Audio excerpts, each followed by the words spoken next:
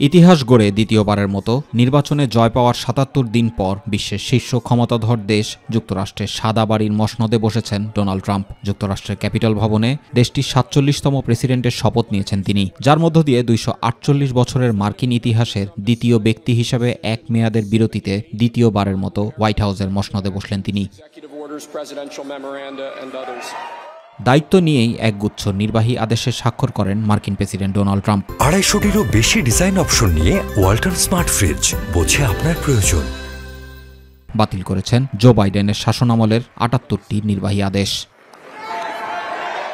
যুক্তরাষ্ট্রের নাম প্রত্যাহার করে নিয়েছেন প্যারিস জলবায়ু চুক্তি থেকে। ফেডারেল সরকারের বেশ কিছু নীতিমালার পরিবর্তন ও মূল্যস্ফীতি নিয়ন্ত্রণ সংক্রান্ত একটি আদেশও সই করেছেন তিনি। শপথ গ্রহণ অনুষ্ঠানের পর ওয়াশিংটন ডিসির ক্যাপিটল এরিনার সমর্থকদের সামনেই এই পদক্ষেপ নেন তিনি।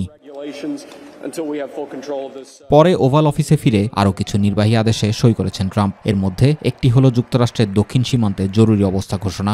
জন্মসূত্রে মার্কিন নাগরিকত্ব ইস্যুতেও একটি আদেশ দিয়েছেন। বিভিন্ন নির্বাহী আদেশের মধ্যে জাতিসংঘের বিশেষ সংস্থা বিশ্ব স্বাস্থ্য সংস্থা WHO থেকে যুক্তরাষ্ট্রকে প্রত্যাহার করে নেওয়াটাও অন্যতম। এছাড়া ২০২১ সালের ৬ জানুয়ারি ক্যাপিটল হিলে হামলায় অভিযুক্ত ১৫০০ মানুষকে সাধারণ ক্ষমা করেছেন মার্কিন মসনদ অধিকারী ট্রাম্প।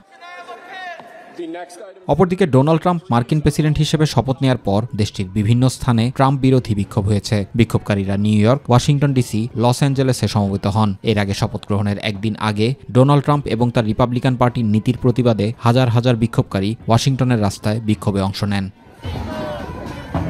জুবাইর রহমান, মাই টিভি নিউজ।